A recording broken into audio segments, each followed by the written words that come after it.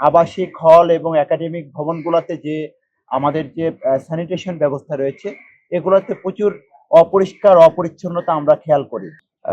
আমরা আজকে আমাদের ঢাকা বিশ্ববিদ্যালয়ের মাননীয় ভিসি মহোদয়, আমরা পূর্ব ঘোষিত একটি কর্মসূচি অনুযায়ী স্যারের সাথে আমাদের সাক্ষাতের সময়সূচি ছিল।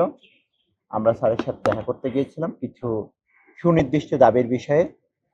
সেটি হচ্ছে, আমরা গতকালকে একটি প্রেস বিজ্ঞপ্তি করেছিলাম যে পরিচ্ছন্ন ক্যাম্পাস এবং পরিবেশ সুরক্ষার বিষয়ে green and clean campus first, এবং একই সাথে পরিচ্ছন্নতার অভ্যাস করি, প্রাণবন্ত ক্যাম্পাস গড়ি।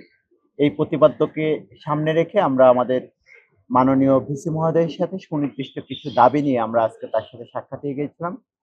বাংলাদেশ জাতীয়তাবাদী ছাত্রদল ঢাকা বিশ্ববিদ্যালয় মনে করে বাংলাদেশের সর্বোচ্চ মেধাবীদের বিদ্যাপীঠ হিসেবে ঢাকা বিশ্ববিদ্যালয়ের যে ইতিহাস ঐতিহ্য রয়েছে, এবং এই বিশ্ববিদ্যালয়ের শিক্ষার্থীরা কিন্তু পরবর্তীতে রাজনৈতিক, সামাজিক, সাংস্কৃতিকভাবে বাংলাদেশের বিভিন্ন প্রান্তে তারা কিন্তু নেতৃত্ব প্রদান করে, এবং এই বিশ্ববিদ্যালয়ের শিক্ষার্থীরা এই জাতিকে কিন্তু আলোকবর্তিকা হিসেবে জাতির ক্রান্তিকালে যেরকম দিক নির্দেশনা প্রদান করে, ঠিক একইভাবে সামাজিক, সাংস্কৃতিক এবং রাজনৈতিকভাবেও তারা তাদের নেতৃত্বের মাধ্যমে বিভিন্ন প্রতিষ্ঠান এবং বিভিন্ন অবস্থানে থেকে তারা কিন্তু এদেশের জনগণকে বিভিন্ন ধরনের পথ দেখায়।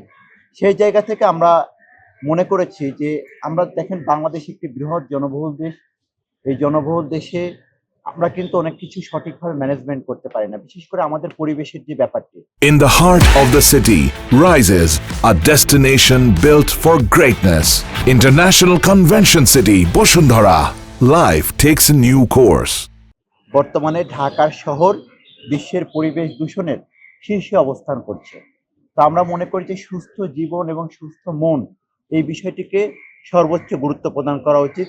গণপ্রজাতন্ত্রী বাংলাদেশ সরকারের মাননীয় প্রধানমন্ত্রী জনাব তারেক রহমান ইতিমধ্যে কিন্তু ঢাকাকে গ্রিন অ্যান্ড ক্লিন করার জন্য তিনি কিন্তু ঘোষণা দিয়েছেন, এবং একই সাথে পরিবেশ সুরক্ষার বিষয়ে তিনি সারা বাংলাদেশে এই 5 বছরে কিন্তু 25 কোটি বৃক্ষরোপণ কর্মসূচির ঘোষণা দিয়েছেন, এবং যেটি এখন চলমান রয়েছে।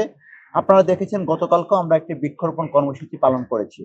তো আমরা একই সাথে মনে করেছি শুধু বৃক্ষরোপণ কর্মসূচি করলেই হবে না। এই ঢাকা বিশ্ববিদ্যালয় যেহেতু একটি জনপরিসর, এখানে বিভিন্ন প্রান্তের জনগণ কিন্তু এই বিশ্ববিদ্যালয়ের মধ্য দিয়ে যাতায়াত করে, যেহেতু এটি সিটি কর্পোরেশনের রাস্তা এখানে রয়েছে।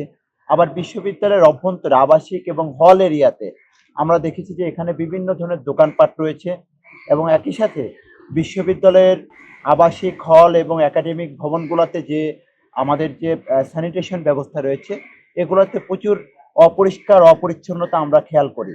তো আমরা ঢাকা বিশ্ববিদ্যালয়, বাংলাদেশ জাতীয়তাবাদী ছাত্রদল ঢাকা বিশ্ববিদ্যালয়ের পক্ষ থেকে আমাদের মাননীয় ভিসি মহোদয়ের কাছে আমরা সেই দাবিগুলো নিয়ে গিয়েছি, যে অন্তত ক্যাম্পাসের মধ্যে বিশেষ করে আমাদের যে রাস্তাগুলো রয়েছে, আমরা দেখি যে এখানে কোনো ডাস্টবিনের কোনো বিন কিন্তু নাই।